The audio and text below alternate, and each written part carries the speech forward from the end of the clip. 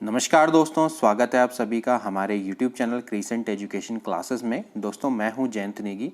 दोस्तों हमारे द्वारा उत्तराखंड एलटी शिक्षण अभिरुचि को लेकर एक विशेष सीरीज चलाई गई है जिसमें हम आपको टॉपिक वाइज एमसीक्यू प्रोवाइड करवाते हैं। तो दोस्तों इसी क्रम में आज हम आपके लिए शिक्षण सहायक सामग्री पर आधारित 85 महत्वपूर्ण बहुविकल्पीय प्रश्न लेकर आए हैं। दोस्तों आशा करते हैं यह सीरीज आपके लिए फ़ायदेमंद साबित हो रही होगी और आपको आने वाले एग्जाम में भी ये जरूर हेल्प करेगी। तो दोस्तों आज हम 85 महत्वपूर्ण बहुविकल्पीय प्रश्न डिस्कस करेंगे टीचिंग एड्स पर।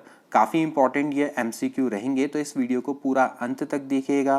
थोड़ा लंबी हो सकती है क्लास, इसलिए आप इसको मैराथन क्लास मानिए, क्योंकि 85 क्वेश्चन जब हम डिस्कस करते हैं तो दोस्तों ज़रूर समय लगता है और जब आप समय देंगे तभी आपको फ़ायदा मिलेगा। और इसके अलावा अगर आपको इस वीडियो की पीडीएफ चाहिए तो आप हमारे टेलीग्राम चैनल को भी ज्वाइन कर सकते हैं। लिंक ऑलरेडी अबाउट सेक्शन में अवेलेबल है। उसके अलावा इस वीडियो के डिस्क्रिप्शन बॉक्स में भी मैं लिंक प्रोवाइड करवा दूंगा। तो चलिए वीडियो को स्टार्ट करते हैं। तो फ्रेंड्स आज का टॉपिक है शिक्षण सहायक सामग्री यानी कि टीचिंग एड्स। देखिए क्या है शिक्षण सहायक सामग्री। देखिए दोस्तों, अध्यापक अपने शिक्षण को रोचक तथा प्रभावशाली बनाने के लिए जिन साधनों का प्रयोग करता है उसे शिक्षण सहायक सामग्री बोला जाता है, यानी कि टीचिंग एड्स बोला जाता है। एक अध्यापक दोस्तों अपने अध्यापक को सफल बनाना चाहता है या उसको रोचक बनाना चाहता है या फिर प्रभावशाली बनाना चाहता है तो उसको कुछ सामग्री की सहायता की आवश्यकता होती है। तो जो उसके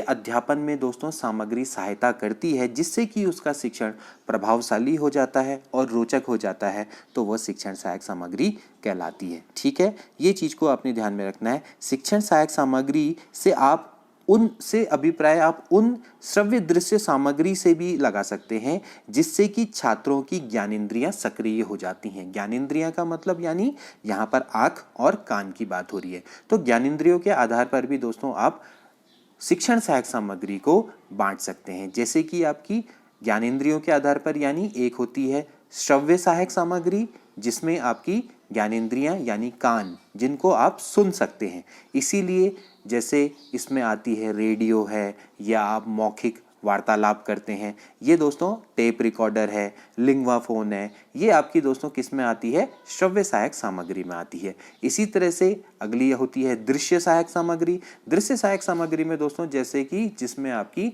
ज्ञानेंद्री आंख सक्रिय हो जाती है, ठीक है, जहां पर आप सिर्फ देख सकते हैं। तो जैसे इसमें आपके ओवरहेड प्रोजेक्टर आता है और श्यामपट भी इसके अंतर्गत आता है। ठीक है, तो ये दोस्तों आपकी आती है दृश्य सहायक सामग्री। और इसके बाद आती है श्रव्य दृश्य सामग्री जिसमें कि छात्रों की दोनों ज्ञानेंद्रियां यानी कि आंख और कान दोनों जब सक्रिय हो जाते हैं तो ऐसी सामग्रियों को श्रव्य दृश्य सामग्री कहा जाता है। जैसे कि टेलीविजन है, कंप्यूटर है, तो ये सब दोस्तों इसके एग्जाम्पल है। तो अब हम इस पर बेस्ड कुछ क्वेश्चंस करेंगे। काफी इंपॉर्टेंट ये क्वेश्चन होंगे, इनको देखिएगा। तो आज का पहला क्वेश्चन है दोस्तों, निम्न में से क्या शिक्षण सहायक सामग्री में मल्टीमीडिया साधन नहीं है। देखिए पहले आप समझ लीजिए मल्टीमीडिया साधन क्या होता है। मल्टी का मतलब होता है बहु और मीडिया का मतलब होता है माध्यम। ठीक है, इसको हिंदी में बोला जाता है बहु माध्यम। ठीक है, तो मल्टीमीडिया एक ऐसा माध्यम होता है जिसके द्वारा आप विभिन्न प्रकार की जानकारियों को विभिन्न प्रकार के माध्यमों से, जैसे कि टेक्स्ट में या फिर ऑडियो में, ग्राफिक्स में भेज सकते हैं, एनिमेशन, वीडियो आदि का संयोजन करके दर्शकों या श्रोताओं तक पहुंचाया जाता है। तो इसमें चलचित्र आता है, दूरदर्शन आता है, रेडियो आता है, ठीक आप देख सकते हैं, लेकिन इसमें पाठ्यपुस्तक नहीं आता है। तो ये मल्टीमीडिया का साधन नहीं है। इसके बाद अगला प्रश्न, छात्रों के विचार और कल्पना दोनों का विकास करने हेतु आवश्यक है। अगर आपने छात्रों में कल्पना और विचार दोनों का विकास करना है तो इसके लिए क्या आवश्यक है, पाठ्यपुस्तक, रेडियो, लिंगवा फोन या फिर यह सभी। तो इसका राइट आंसर क्या होगा दोस्तों, यह सभी इसका राइट आंसर है, क्योंकि तीनों दोस्तों आपके शिक्षण सहायक सामग्री है और पाठ्यपुस्तक, रेडियो, लिंगवा फोन ये सभी आपकी इंपॉर्टेंट शिक्षण सहायक सामग्री में आती हैं। तो ये दोस्तों छात्रों के विचार और कल्पना दोनों का विकास करने के लिए आवश्यक है। इसके बाद अगला प्रश्न, कक्षा कक्ष शिक्षण होना चाहिए। कक्षा कक्ष में शिक्षण किस तरीके का होना चाहिए, संवाद मूलक सरल, एक तरफा या फिर तीव्र।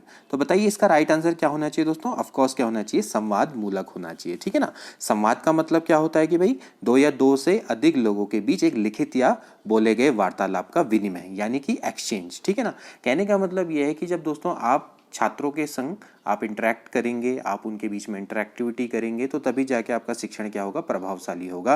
तो जब तक आप वार्तालाप नहीं करेंगे, एक्सचेंज नहीं करेंगे लिखित या बोले गए चीज़ों का, ठीक है, तो तब तक आपका क्या होगा? कक्षा कक्ष शिक्षण प्रभावशाली नहीं होगा। तो संवाद मूलक होना चाहिए। अगला प्रश्न, शिक्षक प्रभावी अनुदेशन प्रदान करने हेतु जिन स्रोत का प्रयोग करता है उन्हें क्या बोलते हैं? क्या बोला जाता है दोस्तों? उनको शिक्षण सहायक सामग्री। अगर आपको प्रभावी अनुदेशन करना है तो उसके लिए आप जिन स्रोत का प्रयोग करेंगे या अपने शिक्षण कार्य को सफल बनाने के लिए जिन स्रोतों का प्रयोग करेंगे, साधनों का प्रयोग करेंगे, वही शिक्षण सहायक सामग्री कहलाती है। इसके बाद नाटक, भ्रमण आदि हैं, ये किस तरीके के साधन हैं? क्रियात्मक साधन, त्रिआयामी साधन, प्रक्षेपित सामग्री या फिर ग्राफिक सामग्री। तो इसका राइट आंसर क्या है दोस्तों? क्रियात्मक साधन, ठीक है। नाटक और भ्रमण दोस्तों किसके अंतर्गत आते हैं? क्रियात्मक साधन के अंतर्गत आते हैं। नाटक आपको करना पड़ता है, भ्रमण में भी आपको जाना पड़ता है, तो यानी कि आप करके सीखते हैं इसमें, तो एक क्रियात्मक साधन के अंतर्गत आते हैं। इसके बाद श्रव्य दृश्य सामग्री यानी कि ऑडियो वीडियो एड्स अवबोध में सुविधा प्रदान करती है, अधिगमकर्ता के प्रत्यक्षीकरण को विकसित करने में सहायता करती है, अधिगमकर्ता की धारणा शक्ति को बढ़ाती है, या फिर उपरोक्त सभी। तो इसका राइट आंसर क्या है दोस्तों? उपरोक्त सभी। देखिए, आप ऑडियो वीडियो सामग्री से आपके ज्ञान को सुविधा प्रदान होती है, आप जल्दी सीखते हैं, आप जल्दी जान पाते हैं चीज़ों को। अधिगमकर्ता के प्रत्यक्षीकरण को विकसित करने में सहायता मिलती है। कोई चीज़ आपकी अमूर्त रूप में है तो आप उसको प्रत्यक्षीकरण में आप समझ सकते हैं, यानी आप उसको देख पाते हैं।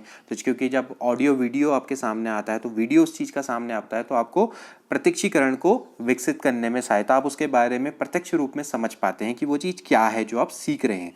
इसके बाद अधिगमकर्ता की धारणा शक्ति को बढ़ाती है, यानी कि याद करने की क्षमता आपकी बढ़ती है। तो ये भी बिल्कुल सही है, क्योंकि ऐसा जो ज्ञान होता है दोस्तों वो काफ़ी लंबे समय तक स्थायी होता है, क्योंकि आप देखने और सुनने की अपेक्षा देख और सुन दोनों को जब आप एक साथ करते हैं तो ज़्यादा सीखते हैं, ज़्यादा लंबे समय तक याद करते हैं ना।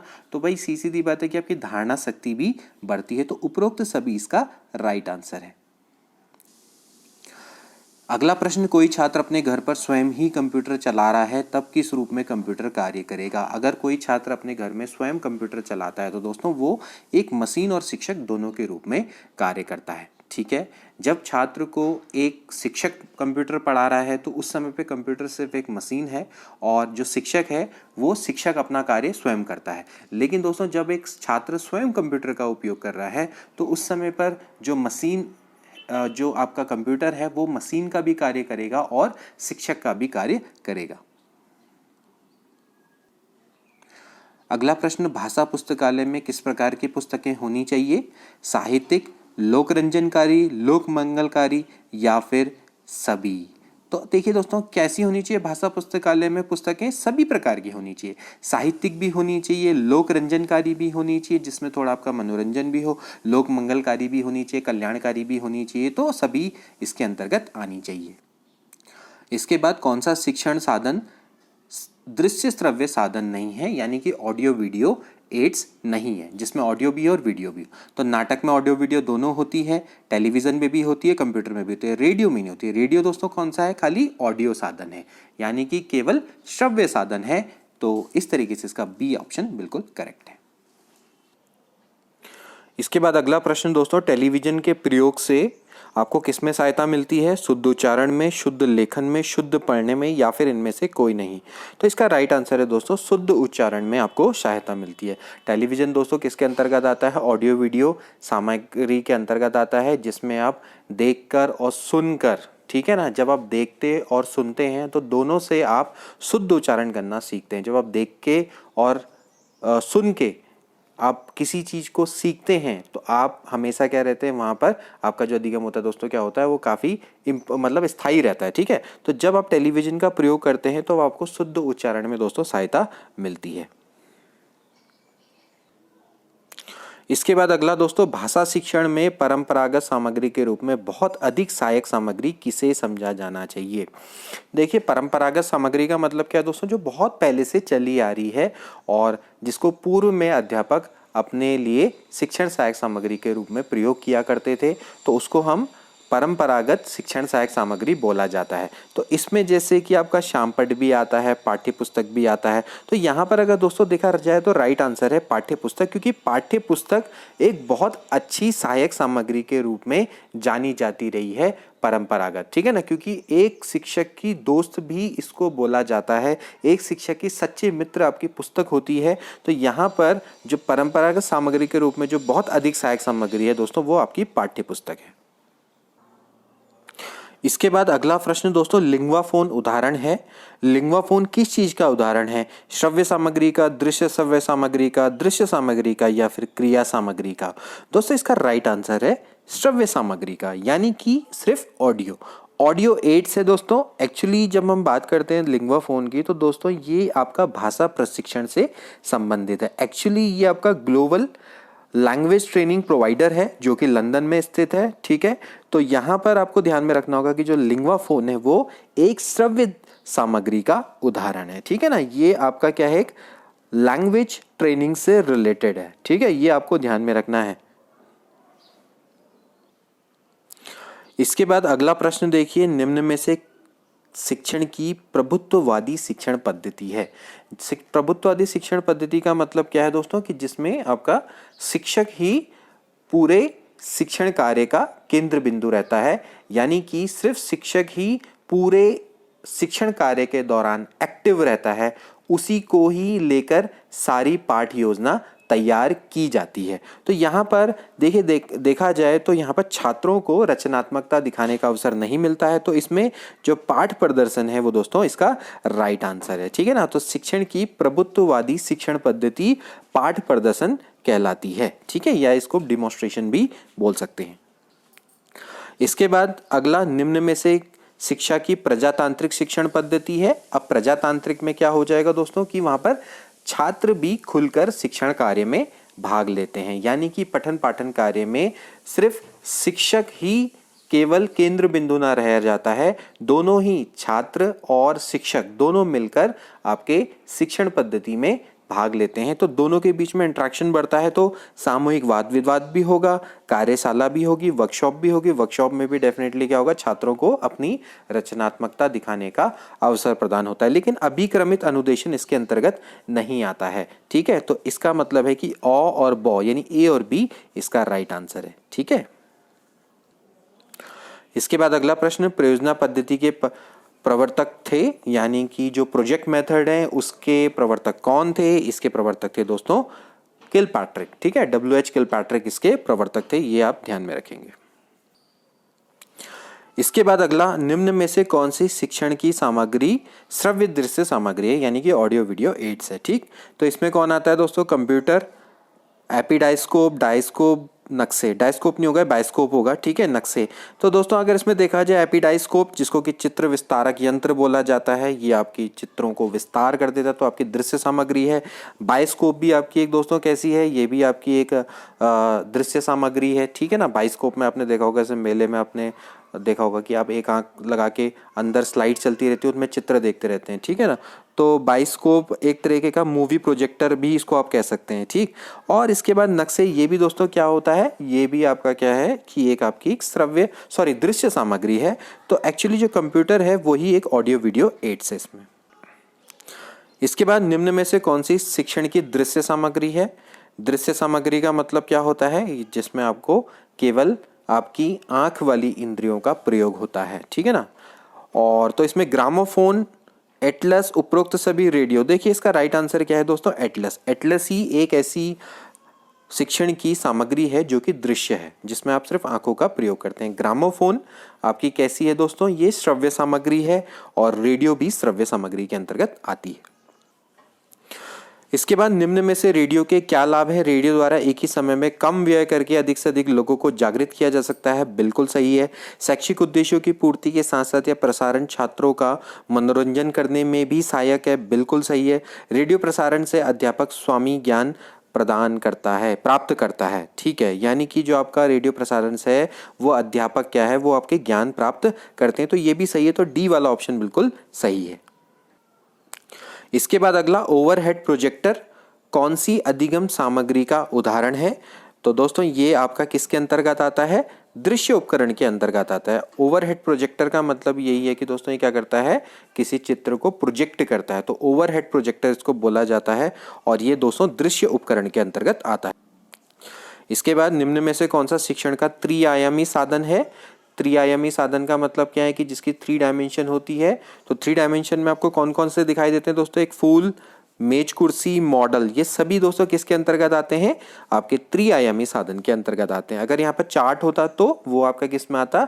2 आयामी में आता। ठीक है ना। त्रिआयामी का मतलब है कि जहाँ पर आपकी लेंथ, ब्रेथ और हाइट तीनों दिखाई दे, तो उसको हम त्रिआयामी साधन बोलते हैं। तो यहाँ पर जब आपके सामने कोई भी प्रत्यक्ष वस्तु दिखाई देती है तो दोस्तों वो सबसे बड़ा त्रिआयामी साधन है। जो हम दुनिया को देखते हैं वो किस में देखते हैं? त्रिआयाम में ही तो देखते हैं ना। तो त्रिआयामी साधन का मतलब यही है कि जहाँ पर आपको तीनों डायमेंशन दिखाई दे। इसके बाद अगला प्रश्न, श्रव्य दृश्य सहायक सामग्री का उपयोग क्यों होता है? ऑडियो वीडियो सहायक सामग्री का उपयोग क्यों किया जाता है? शिक्षण कौशलों के विकास में, शिक्षण को रोचक बनाने में, एक से अधिक इंद्रियों को सक्रिय करने में, या फिर उपरोक्त सभी? तो देखिए इसका राइट आंसर उपरोक्त सभी है। आप शिक्षण सहायक सामग्री में ऑडियो वीडियो सामग्री का प्रयोग करके अपनी टीचिंग स्किल्स को बढ़ा सकते हैं, बिल्कुल।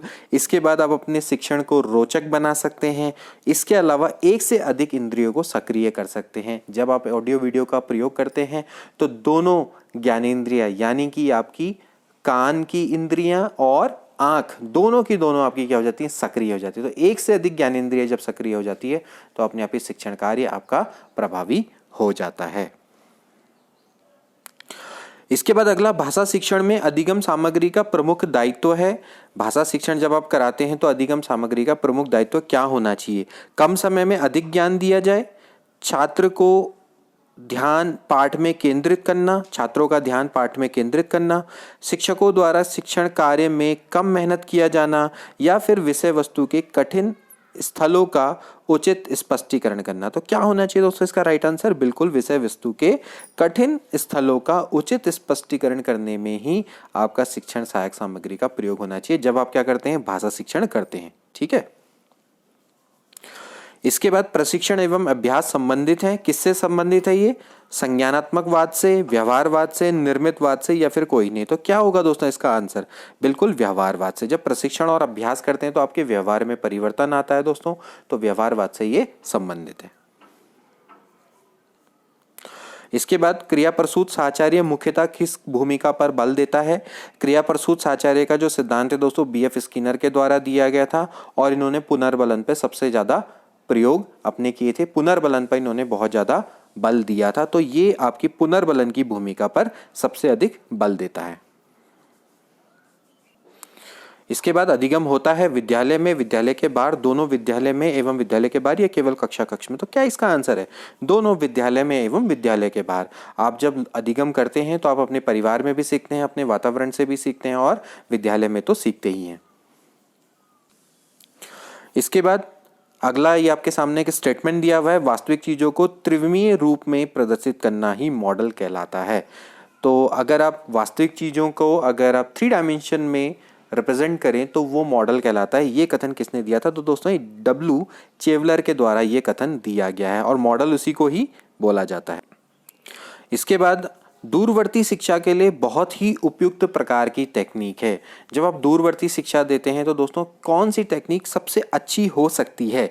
ग्रामोफोन, टेलीकॉन्फ्रेंसिंग, रेडियो, या फिर टेप रिकॉर्डर? तो दोस्तों इसका राइट आंसर है टेलीकॉन्फ्रेंसिंग। वैसे तो रेडियो भी बहुत अच्छा है, लेकिन रेडियो से ज़्यादा अच्छी टेक्निक कौन सी है? टेलीकॉन्फ्रेंसिंग। देखिए टेलीकॉन्फ्रेंसिंग में क्या होता है कि जब आपके भिन्न भिन्न स्थानों पे लोग बैठे रहते हैं और आपस में वो एक दूसरे से कनेक्ट हो जाते हैं, और वे कनेक्ट होके, टेलीकॉन्फ्रेंसिंग का मतलब है कि टेलीफोन के माध्यम से या इंटरनेट के माध्यम से वो एक दूसरे से कनेक्ट होकर आपस में विचारों एवं सूचनाओं का आदान प्रदान करते हैं।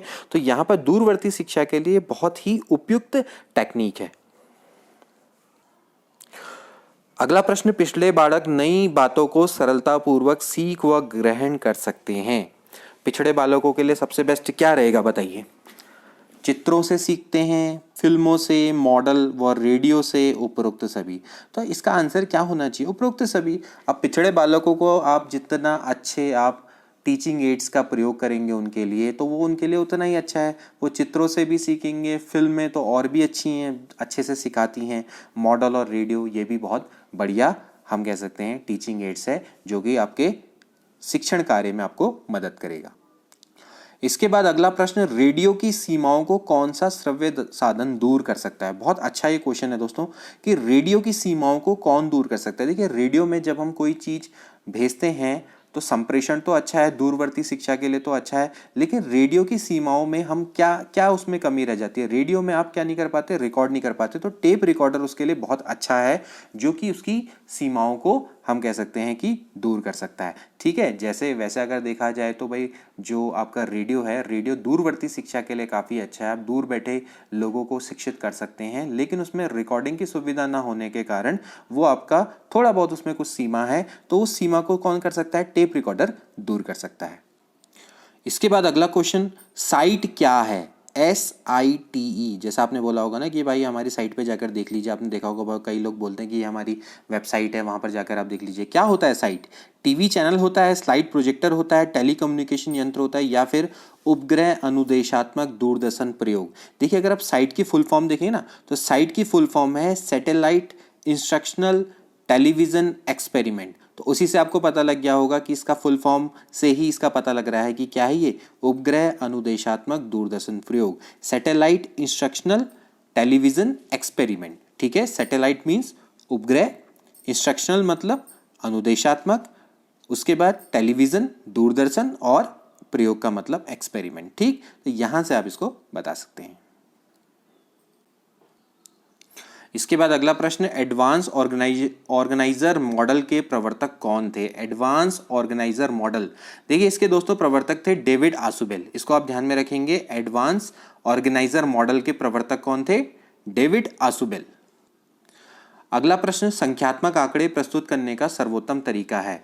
यानी कि आपके सामने अगर कोई डेटा है, वो in the form of number है, तो उसको आप प्रस्तुत करने का सबसे बेस्ट तरीका कौन सा है? आप मानचित्र में प्रस्तुत करेंगे, ग्राफ में, रेखा चित्र में, स्लाइड में। सबसे बढ़िया कौन सा तरीका है दोस्तों? ग्राफ। इसीलिए मैथ्स में ग्राफ बनाए जाते हैं। स्टैटिस्टिक्स में जो आपके ग्राफ होते हैं, ये किसी भी न्यूमेरिकल डेटा को रिप्रेजेंट करने का सबसे बेस्ट तरीका होता है। इस ग्राफ्स की मदद से आप क्या कर सकते हैं? बहुत ईजिली समझ सकते हैं चीज़ों के बारे में, दो रिलेशन के बारे में। एक सामान्य सा आदमी भी ग्राफ के माध्यम से समझ सकता है। जैसे आपने देखा होगा कि हमारे जीडीपी के ग्रोथ रेट को आप ग्राफ की मदद से दिखाते हैं। जैसे कि भाई पिछले क्वार्टर में आपकी कितनी जीडीपी थी, तो उससे कैसी ग्रोथ रेट रही, तो वो सारे का सारा आपका न्यूमेरिकल डेटा है। तो आप उसको क्या करते हैं? ग्राफ की मदद से जब रिप्रेजेंट करते हैं तो बहुत ईजिली उसको समझना ईजी हो जाता है। आप कंपेयर बहुत ईजिली कर पाते हैं कि लास्ट ईयर कितना था, इस ईयर कितना है, बढ़ रहा है, घट रहा है। तो आप बहुत ईजिली उसको ग्राफ की मदद से रिप्रेजेंट कर सकते हैं। शिक्षण सहायक सामग्री का उपयोग करना चाहिए, साध्य के रूप में, साधन के रूप में, दोनों रूप में, किसी भी रूप में नहीं। तो आप बताइए शिक्षण सहायक सामग्री है क्या? ये एक साधन है दोस्तों, है ना। और तो आप अपने साध्य को पाने के लिए शिक्षण सहायक सामग्री का एक साधन के रूप में प्रयोग करते हैं। इसके बाद अगला प्रश्न, वैज्ञानिक सिद्धांत स्पष्ट करने के लिए साधारण सामग्री से तैयार उपकरण क्या कहलाता है? देखिए, आप वैज्ञानिक सिद्धांत को स्पष्ट करना चाह रहे हैं, उसके बाद आप साधारण सामग्री से तैयार उपकरण को क्या बोलेंगे? यानी कि आपने क्या कर दिया दोस्तों? इम्प्रोवाइजेशन कर दिया। आपके पास साधारण सी सामग्री है, लेकिन आपने उससे इम्प्रोवाइजेशन करके उसका एक उपकरण बना दिया। यानी कि वैज्ञानिक सिद्धांत को स्पष्ट करने के, तो उसको क्या बोलेंगे? आशु रचित उपकरण बोला जाएगा, या फिर उसको काम चलाऊ भी बोल सकते हैं। ठीक है, काम चलाऊ। इसके बाद आता है जादू की लालटेन क्या है? श्रव्य दृश्य उपकरण, या फिर उपयोग सभी। दोस्तों ये क्या है? दृश्य उपकरण के अंतर्गत ये आता है।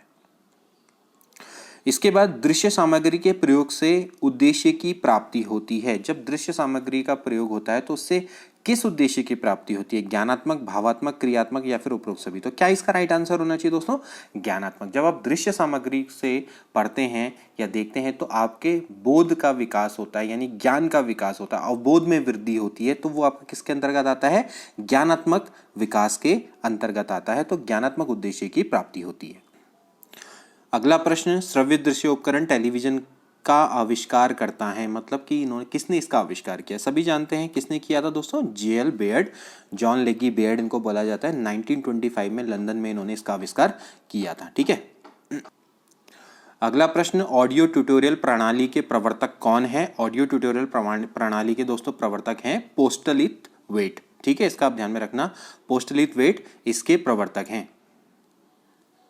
इसके बाद मोस्ट इंपॉर्टेंट क्वेश्चन दोस्तों, रेखीय अभिक्रमित अनुदेशन के प्रवर्तक कौन है?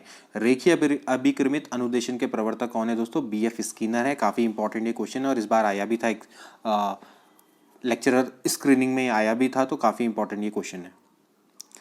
अगला प्रश्न, एक अध्यापक ऑडियो वीडियो शिक्षण सहायक सामग्री का प्रयोग कर से अपने अध्यापन को बनाता है। क्या बनाता है? सरल बनाता है, रोचक बनाता है, प्रासंगिक बनाता है या फिर मनोरंजक बनाता है? क्या बनाता है दोस्तों? रोचक बनाता है, जैसे कि हमने अभी तक डिस्कस कर लिया। इसके बाद प्रदर्शन सामग्री में पहला महत्व किसका है? आज जब आप प्रदर्शन कर रहे हैं तो उस सामग्री में सबसे ज्यादा महत्व किस सामग्री का होगा? सिनेमा का, प्रत्यक्ष वस्तु का, रेडियो का या फिर एपिस्कोप का? तो क्या होना चाहिए दोस्तों इसका राइट आंसर? प्रत्यक्ष वस्तु का। जैसे कि मैंने आपको बताया था कि जब आप प्रत्यक्ष वस्तु लोगों को या विद्यार्थियों को दिखाते हैं और उससे आप शिक्षण कार्य करते हैं तो वो सबसे ज्यादा प्रभावी होता है। ठीक है, और रोचक पूर्ण भी होता है, क्योंकि प्रत्यक्ष वस्तु को देख के छात्र उसको बहुत जल्दी से सीख लेते हैं, उनकी धारण क्षमता का भी विकास होता है और वो बहुत लंबे समय तक उनको याद रहती है वो चीज। ठीक है, अगला प्रश्न, श्यामपट्ट का प्रयोग होता है। श्यामपट्ट का प्रयोग आप क्यों करते हैं? पाठ्य योजना की रूपरेखा लिखते समय, गृह कार्य देने में, कठिन शब्दों को व्यक्त करने में या फिर उपरोक्त सभी? तो उपरोक्त सभी इसका राइट आंसर है। श्यामपट्ट का प्रयोग ही आप इसलिए करते हैं ताकि आप अपनी जो आप पाठ्य योजना पढ़ाने जा रहे हैं, लेसन प्लान पढ़ा रहे हैं, तो उसकी रूपरेखा लिखते समय भी इसका प्रयोग होगा और गृह कार्य देने में भी होगा और कठिन शब्दों को व्यक्त करने में भी इसका प्रयोग होता है। अगला, दृश्य श्रव्य सामग्री के प्रयोग के संबंध में निम्न में से कौन सा आधार सर्वाधिक महत्वपूर्ण है? कौन सा आधार है? ज्ञानेंद्रियों का संबंधित ज्ञान से साक्षात्कार, आकर्षक व रुचिपूर्ण स्पष्टीकरण, कम समय में ज्यादा ज्ञान या फिर अध्यापक को ज्ञान स्पष्ट करने में सहायक? तो इसका क्या आंसर होना चाहिए दोस्तों, आप बताइए।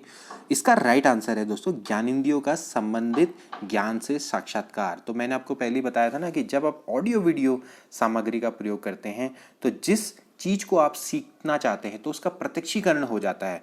तो ज्ञानेंद्रियों का संबंधित ज्ञान से बिल्कुल एक तरीके से साक्षात्कार हो जाता है। तो यहाँ पर ऑडियो वीडियो सामग्री इसीलिए बहुत ज़्यादा इंपॉर्टेंट हो जाती है। तो ये इसका सबसे आधार सर्वाधिक महत्वपूर्ण है। ऑडियो, बाकी सब भी ठीक है लेकिन सबसे महत्वपूर्ण आधार यही है। स्मृति में सबसे अधिक समय तक रहता है या स्मृति में सर्वाधिक समय तक रहती है कब? जब सुनी हुई, देखी और सुनी हुई, देखी हुई या पढ़ी हुई? क्या होगा इसका राइट आंसर दोस्तों? देखी और सुनी हुई। इसके बाद अगला प्रश्न देखिए दोस्तों, निम्न में से कौन एक अनुदेशात्मक सामग्री नहीं है? आपको बताना है कि कौन सी एक अनुदेशात्मक सामग्री नहीं है। देखिए, अनुदेशन का क्या मतलब है? अनुदेशन का मतलब होता है दोस्तों सूचना देना, अर्थात वे समस्त क्रियाएं जो छात्रों को सीखने में सहायता प्रदान करती हैं वो अनुदेशन कहलाती हैं। ठीक है ना, जैसे हम अनुदेशन तकनीकी की बात करें तो इसके अंतर्गत दोस्तों कक्षा के भीतर व कक्षा के बाहर प्रस्तुत की जाने वाली विषय वस्तु जो छात्रों को अधिगम के लिए प्रेरित करती है उन सभी को सम्मिलित किया जाता है। जैसे कि इसमें मुद्रित सामग्री आ जाती है, ठीक है, और ऑडियो पॉडकास्ट आ जाता है, यूट्यूब है, ठीक, ये सभी दोस्तों क्या है? वीडियो अनुदेशन सामग्री हैं। और मतलब YouTube आपकी वीडियो अनुदेशन सामग्री है। तो जो ओवरहेड प्रोजेक्टर है वो दोस्तों इसके अंतर्गत नहीं आता है, तो ये अनुदेशात्मक सामग्री के अंतर्गत नहीं आएगा। ठीक है,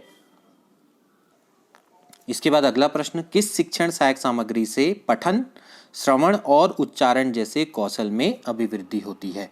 श्रव्य भाषिक शिक्षण सहायक सामग्री, वैज्ञानिक शिक्षण सहायक सामग्री, सामान्य ज्ञान शिक्षण सामग्री या फिर सिद्धांत आधारित शिक्षण सहायक सामग्री? तो दोस्तों इसका राइट आंसर है श्रव्य भाषिक शिक्षण सहायक सामग्री। श्रव्य भाषिक शिक्षण सहायक सामग्री के आधार पर ही आप का पठन, श्रवण और उच्चारण जैसे कौशलों में वृद्धि होती है। क्यों होती है? जैसे कि हमने बताया कि आप इस प्रकार की सहायक सामग्री का प्रयोग करते हैं तो उससे आप किसी भी विषय वस्तु के बारे में उसको सुन सकते हैं, उसको देख सकते हैं, जिससे कि अधिगम की क्रिया बहुत आसानी से हो जाती है। ठीक है, इसके बाद अगला प्रश्न, निम्नांकित में से कौन सी अतुल्यकालिक सहायक शिक्षण सामग्री के रूप में प्रयुक्त किया जा सकता है?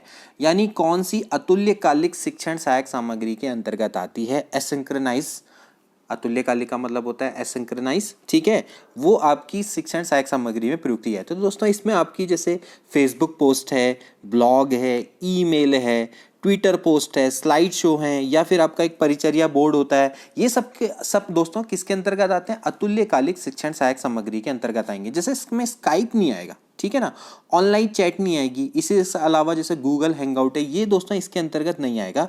तो ब्लॉग है, फेसबुक पोस्ट, ईमेल, ठीक है, और इसी तरह से जैसे मैंने आपको बोला कि भाई ट्विटर पोस्ट है, ये सब दोस्तों किसके अंतर्गत आता है? अतुल्यकालिक शिक्षण सहायक सामग्री के अंतर्गत आता है। तो देखा जाए तो इसका डी यानी कि 2, 3 और 5 ये इसका सही है, तो डी ऑप्शन बिल्कुल राइट है। इसके बाद अगला प्रश्न देखिए दोस्तों, एक कक्षा में श्रव्य भाषिक शिक्षण सहायक सामग्री का प्रयोग का उद्देश्य छात्रों में निम्नलिखित में से किसके विकास में मदद करना है? किसके विकास में मदद होगी? वर्तनी और चिन्ह विचार कौशल, श्रवण एवं भाषा कौशल, पठन एवं लेखन कौशल, शब्दावली और व्याकरण। तो दोस्तों इसका राइट आंसर क्या होना चाहिए? श्रवण एवं भाषा कौशल। भाई श्रव्य भाषिक शिक्षण सहायक सामग्री का आप जब प्रयोग कर रहे हैं दोस्तों, तो उससे क्या होगा? लिसनिंग एंड स्पीकिंग स्किल्स तो बढ़ेगी ना, तो छात्रों में इससे लिसनिंग एंड स्पीकिंग स्किल्स का हम कह सकते हैं वो चीज़ बढ़ जाती है, ठीक है। तो श्रवण एवं भाषा कौशल का इसमें डेवलप हो जाती है, ठीक, या उसका विकास हो जाता है। इसके बाद अगला, अधोलिखित में से अध्यापन कौशल किस में है? मतलब कि कौन कौन से आपके अध्यापन कौशल है? टीचिंग स्किल्स के बारे में आप जानते हैं दोस्तों कि अगर आपको अपने शिक्षण को प्रभावशाली बनाना है तो आपको अध्यापन कौशल आनी चाहिए, टीचिंग स्किल्स आनी चाहिए, ठीक है ना। क्योंकि आपको पता है कि भाई एक शिक्षण कार्य एक साइंस है, तो आपको जब बच्चों को प्रभावशाली तरीके से पढ़ाना है तो आपको कई तरह की स्किल्स आनी चाहिए, ठीक। तो उसके लिए कई लोगों ने, मनोवैज्ञानिकों ने अपने अपने तरह के शिक्षण कौशल बताए हैं। आप मेरे शिक्षण कौशल वाली वीडियो भी देख सकते हैं। तो शिक्षण कौशल जैसे कि जो एलन और रायन हैं, इनके अनुसार 13 शिक्षण कौशल होते हैं। तो देखिए इसमें श्यामपट्ट लेखन, प्रश्न करना, समझाना, ये सभी दोस्तों क्या है? शिक्षण कौशल के अंतर्गत आते हैं। इसके बाद शिक्षण सहायक सामग्री का उपयोग क्यों करते हैं? शिक्षण को मनोरंजक बनाने के लिए, विद्यार्थी की समझ की सीमा को बढ़ाने के लिए, बढ़ाना होगा, पढ़ाना नहीं होगा, ठीक है, विद्यार्थियों के ध्यानाकर्षण के लिए, या फिर विद्यार्थियों को सतर्क करने के लिए। तो क्या होगा इसका राइट आंसर? ऑफ कोर्स विद्यार्थियों की समझ की सीमा को बढ़ाने के लिए, ठीक है ना। क्योंकि आप जब दोस्तों जब शिक्षण सहायक सामग्री का प्रयोग करते हैं तो उससे आपका शिक्षण कार्य बहुत रोचक हो जाता है और प्रभावशाली हो जाता है। तो विद्यार्थियों को वह चीज़ आसानी से समझ में आ जाती है और इससे क्या होता है कि उनकी समझ की सीमा अपने आप ही बढ़ जाती है। इसके अलावा सूक्ष्म अध्यापन अधिक प्रभावशाली है। माइक्रो टीचिंग का आपने दोस्तों पढ़ा होगा। अध्यापन अभ्यास की तैयारी के दौरान, अध्यापन अभ्यास के दौरान, अध्यापन अभ्यास के बाद, या फिर प्रत्येक समय। तो कब करते हैं दोस्तों माइक्रो टीचिंग? माइक्रो टीचिंग कब की जाती है दोस्तों? अध्यापन अभ्यास की तैयारी के दौरान, ठीक है ना। तो सूक्ष्म अध्यापन इसीलिए किया जाता है ताकि आप अध्यापन की एक तरीके से अध्यापन अभ्यास के तैयारी कर लें, ठीक है। तो उस तैयारी के दौरान पे सूक्ष्म अध्यापन अधिक प्रभावशाली होता है। अगला प्रश्न, प्रभावी शिक्षण सहायक सामग्री वह है जो रंग बिरंगी और देखने में अच्छी हो, सभी ज्ञानेंद्रियों को सक्रिय करती हो, सभी छात्रों को दिखाई देती हो, बनाने का तरीका करने में आसान हो, ठीक है ना। यानी कि करने में आसान हो, देखने में आसान हो। तो क्या होना चाहिए दोस्तों? इसका सभी ज्ञानेंद्रियों को जो सक्रिय कर दे, वही आपकी प्रभावी शिक्षण सहायक सामग्री है। इसके बाद अगला प्रश्न दोस्तों कि निम्न में से क्या प्रक्षेपित साधन नहीं है जिसका हम प्रोजेक्शन नहीं करते हैं? ओवरहेड प्रोजेक्टर है, नाम ही प्रोजेक्टर है, तो ऑफकोर्स ये प्रक्षेपित साधन है। एपिडाइस्कोप मैंने कि जिसको बोला था चित्र विस्तारक यंत्र होता है। स्लाइड प्रोजेक्टर ये भी दोस्तों प्रक्षेपित साधन है। तो तीनों प्रक्षेपित साधन है। ब्लैक बोर्ड आपका एक प्रक्षेपित साधन नहीं है। अगला प्रश्न, एक रेखा चित्र में 1000 से अधिक शब्द निहित होते हैं, इसका क्या अभिप्राय है, या इसका अभिप्राय है कि शिक्षक को क्या करना चाहिए? पढ़ाते समय रेखा चित्रों का प्रयोग करना चाहिए, कक्षा में अधिक से अधिक बोलना चाहिए, कक्षा में शिक्षण उपकरणों का प्रयोग करना चाहिए, या फिर कक्षा में अधिक नहीं बोलना चाहिए? तो इसका राइट आंसर है दोस्तों कि कक्षा में शिक्षण उपकरणों का प्रयोग करना चाहिए। एक रेखा चित्र में 1000 से अधिक शब्द निहित होते हैं का इसका मतलब यही है दोस्तों कि जब आप किसी टॉपिक को पढ़ाते हैं तो आप शिक्षण उपकरणों का प्रयोग करके आप उस टॉपिक को बहुत अच्छे से बच्चों को समझा सकते हैं, उसको कई वे में आप उसको एक तरीके से एक्सप्लेन कर सकते हैं या डिस्क्राइब कर सकते हैं। तो इसलिए कक्षा में शिक्षण उपकरणों का अधिक से अधिक प्रयोग किया जाना चाहिए। अगला प्रश्न, शिक्षक द्वारा ब्लैक बोर्ड का सर्वोत्तम उपयोग किसके लिए किया जाता है? ब्लैक बोर्ड का सबसे ज्यादा प्रयोग किस लिए किया जाता है दोस्तों? शिक्षण सामग्री को श्वेत साम रूप में लिखना, विद्यार्थियों को एकाग्रचित करना, महत्वपूर्ण व उल्लेखनीय बिंदु को लिखना, या फिर शिक्षक द्वारा स्वयं को प्रदर्शित करना। क्या होगा इसका आंसर? महत्वपूर्ण एवं उल्लेखनीय बिंदुओं को आप लिखते हैं ब्लैक बोर्ड में। इसके बाद अगला प्रश्न दोस्तों, अध्यापक द्वारा अनुदेशात्मक सहायक सामग्री का प्रयोग क्यों किया जाता है? कक्षा को गरिमा प्रदान करने के लिए, विद्यार्थियों को आकर्षित करने के लिए, संकल्पना की स्पष्टता के लिए, या फिर अनुशासन को सुनिश्चित करने के लिए? तो इसका आंसर क्या होना चाहिए दोस्तों? अनुदेशात्मक सहायक सामग्री का प्रयोग क्यों किया जाता है? अनुदेशन का मतलब ही जैसे मैंने आपको बताया सूचना देना। तो इसका प्रयोग दोस्तों इसलिए किया जाता है क्योंकि जब आप अनुदेशात्मक सहायक सामग्री का प्रयोग करते हैं तो छात्रों की ज्ञानेंद्रियां सक्रिय हो जाती हैं। तो जब ज्ञानेंद्रियां सक्रिय हो जाती हैं तो दोस्तों उनकी जो संकल्पना है वो आपकी क्या हो जाती है? स्पष्ट होने लग जाती हैं। तो जो वो हाइपोथेसिस अपने मन में बनाते हैं तो उनको वो पता लगता है कि वो स्पष्ट है या नहीं है, मतलब स्पष्टली उसके बारे में पता लगता है कि वो चीज़ सही है या गलत है। तो जो भी आपकी हाइपोथेसिस बनाते हैं बच्चे, या हम इसको कह सकते हैं दोस्तों जो आपका अमूर्त चिंतन है यानी कि जो विचारों में है उसकी स्पष्टता के लिए अध्यापक द्वारा अनुदेशात्मक सहायक सामग्री का प्रयोग किया जाता है।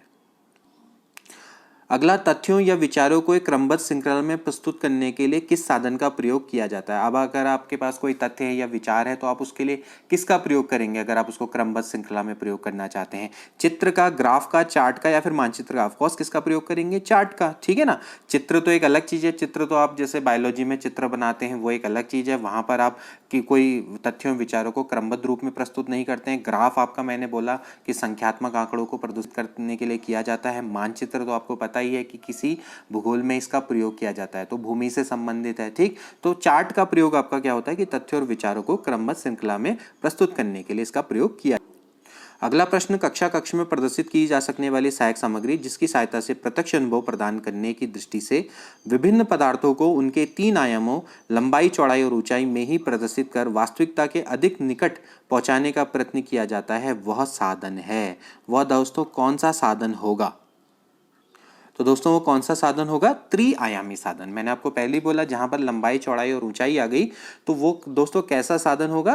त्रिआयामी साधन होगा। क्योंकि जब आप त्रिआयामी साधन दिखाते हैं, जैसे आप किसी वस्तु को दिखाते हैं या फिर आप किसी मॉडल को दिखाते हैं, तो वहां पर आपके त्रिआयामी साधन उसके अंतर्गत आता है। तो उसको आप प्रदर्शित करके किसी ऑब्जेक्ट की वास्तविकता के निकट पहुंचने का प्रयास किया जाता है कि आप जब किसी रियल वस्तु को देखते हैं या फिर उसके मॉडल को देखते हैं तो आप जान पाते हैं कि हाँ ये वस्तु रियल में ऐसी दिखती है, ठीक है। तो उसको प्रदर्शित कर वास्तविकता के अधिक निकट पहुंचने का प्रयत्न किया जाता है, तो वो त्रिमीय साधन है, ठीक है, 3 डायमेंशन फिगर। अगला, कठपुतली खेल संदेश का कौन सा माध्यम है? जो कठपुतली खेल होता है दोस्तों, संदेश का कौन सा माध्यम है? दोस्तों ये आपका क्या है? क्रियात्मक माध्यम है।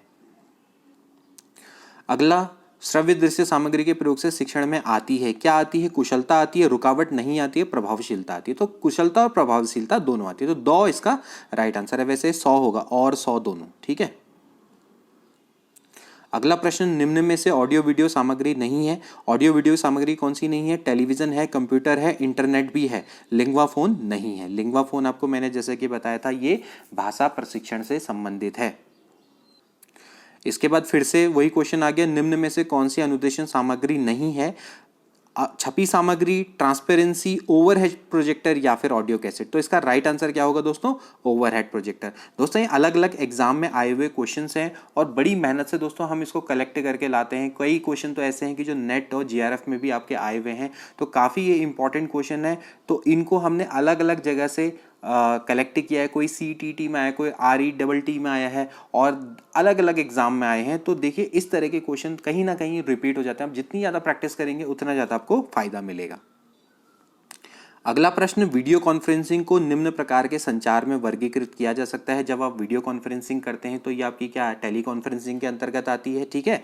तो इसमें दृश्य एक तरफा होता है, दृश्य श्रव्य एक तरफा होता है, श्रव्य दृश्य दो तरफा होता है। तो क्या इसका राइट आंसर? श्रव्य दृश्य दो तरफा होता है ही नहीं होता है। कहने का मतलब है कि जब आप वीडियो कॉन्फ्रेंसिंग में लोग बैठे रहते हैं तो ऑडियो वीडियो दोनों तरफा होता है। सामने वाले का भी आपको चेहरा दिखाई देता है और उसकी आवाज भी सुनाई देती है, इसी तरह से उसको भी आपका चेहरा और आवाज दोनों सुनाई देती है। तो श्रव्य दृश्य दो तरफा होता है। ठीक है,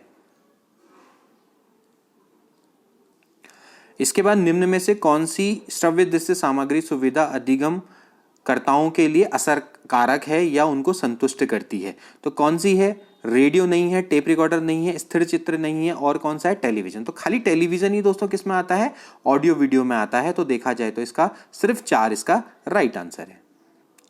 इसके बाद अगला अधिगम की दृष्टि से सर्वोत्तम शिक्षण सामग्री है। बहुत इंपॉर्टेंट क्वेश्चन है और कई बार आया भी है। पाठ्यपुस्तक में दी हुई, बाजार में उपलब्ध, छात्र निर्मित या फिर अध्यापक निर्मित? तो इसका राइट आंसर है दोस्तों छात्र निर्मित। अधिगम की दृष्टि से सर्वोत्तम अगर शिक्षण सामग्री है तो दोस्तों वो छात्र निर्मित होती है। जैसे आप नोट्स बनाते हैं ना, तो आप नोट्स क्यों बनाते हैं? क्योंकि आप जब स्वयं के द्वारा जब आप नोट्स प्रिपेयर करते हैं तो जो आपके द्वारा जो स्वयं प्रिपेयर की जाती है तो उससे आपका अधिगम बहुत अच्छा होता है। तो छात्र निर्मित जो आपकी सामग्री होती है वो काफ़ी अच्छी होती है। इसके बाद ऑडियो वीडियो सामग्री का उपयोग अधिकतम किसमें किया जाता है? ऑडियो वीडियो सामग्री का प्रयोग सबसे ज़्यादा किसमें किया जाएगा? संचार, पाठ्यपुस्तक निर्माण, अनुदेशन तकनीक या फिर उपरोक्त सभी? तो इसका राइट आंसर है दोस्तों संचार में। ज़्यादातर आपने देखा होगा कि ऑडियो वीडियो का प्रयोग संचार में ज़्यादातर किया जाता है। जैसे आपके यहाँ टेलीविज़न आता है, दूरदर्शन है, ठीक है ना, इसके अलावा जैसे यूट्यूब है। तो ये दोस्तों ज़्यादातर किस में है? आपके संचार में ज़्यादातर इनका प्रयोग किया जाता है। ठीक है, निम्न में से कौन सी श्रव्य सामग्री नहीं है? ऑडियो सामग्री कौन सी नहीं है? ऑफ कोर्स कौन सी नहीं है? पोस्टर नहीं है, ठीक है ना, वीडियो है, टेलीफोन है, टेप रिकॉर्डर भी है।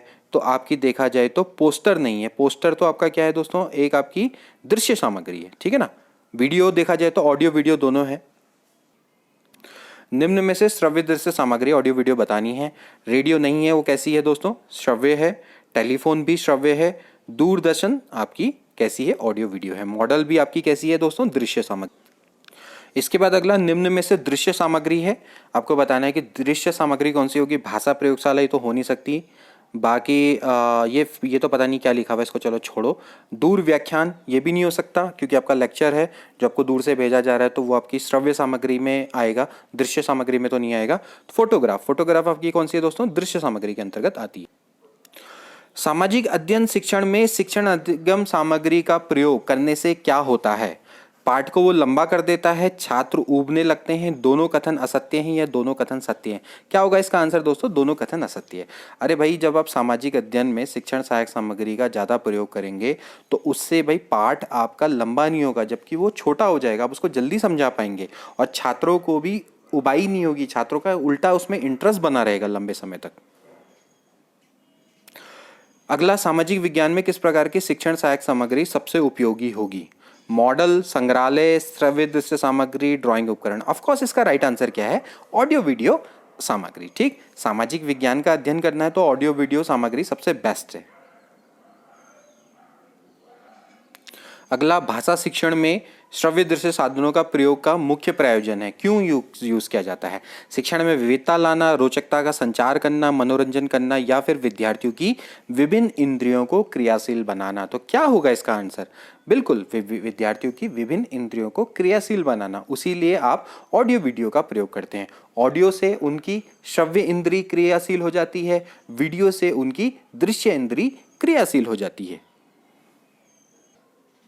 इसके बाद अगला प्रश्न, निम्न में से कौन सा श्रव्य दृश्य सामग्री है? ऑडियो वीडियो सामग्री है। वृत्त चित्र ये तो आपकी दृश्य है। बुलेटिन बोर्ड ये भी दृश्य है। चित्र विस्तारक यंत्र यानी कि एपिटाइस्कोप ये भी दोस्तों आपकी दृश्य है। फ्लेनर बोर्ड ये भी दृश्य है। ठीक है, तो इसमें तो दोस्तों वैसे सारी दृश्य सामग्री है, तो ठीक है इसका छोड़ दीजिए, कोई बात नहीं है। सारी की सारी क्या है दोस्तों? इसमें दृश्य सामग्री है ना। फ्लेनल बोर्ड भी आपका एक तरीके से बोर्ड होता है जिसमें आपके चित्र काट काट के लगाए जाते हैं, तो फ्लेनल बोर्ड वो आपका दृश्य है। चित्र विस्तारक यंत्र ये भी आपका दृश्य है।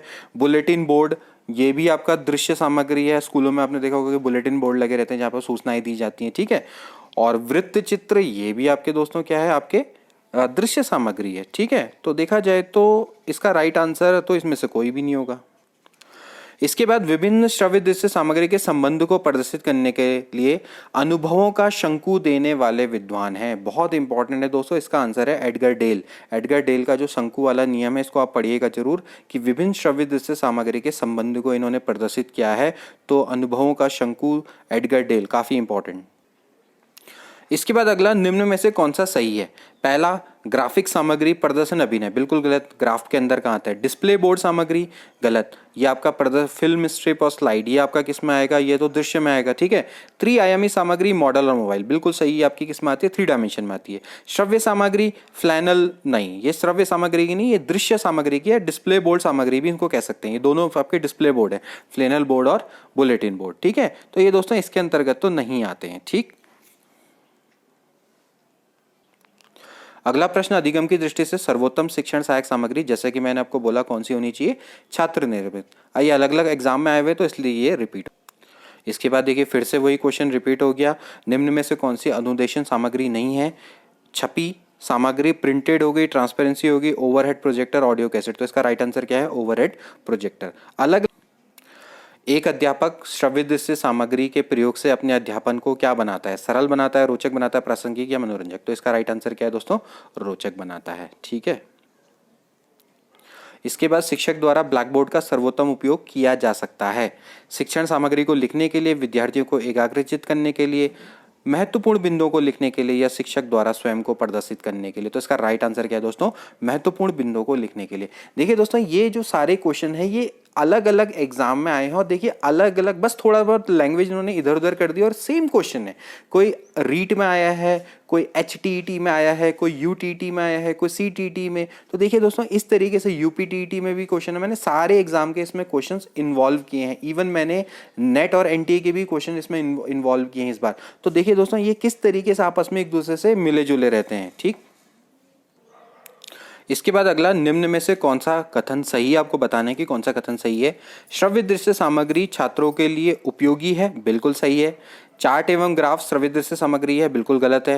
ये दृश्य सामग्री है। चार्ट का प्रयोग केवल सामाजिक विज्ञान में ही किया जा सकता है, बिल्कुल गलत, ठीक है। और सब्जेक्टों में भी तो किया जाता है ना, बायोलॉजी में किया जाता है, मैथ्स में भी करते हैं। और शिक्षण की में कुशलता के लिए श्रव्य दृश्य सामग्री महत्वपूर्ण है। देखिए, शिक्षण में कुशलता के लिए श्रव्य दृश्य सामग्री ही महत्वपूर्ण नहीं है, उसके लिए टीचिंग स्किल्स बहुत आनी बहुत इंपॉर्टेंट है। आप श्रव्य दृश्य सामग्री को ले आए लेकिन आपको उसको रिप्रेजेंट करना ही नहीं आएगा तो फिर क्या फायदा ना। तो शिक्षण में अगर आपने अपने कौशलों का विकास करना है तो आपको अपने शिक्षण कौशलों का विकास करना पड़ेगा।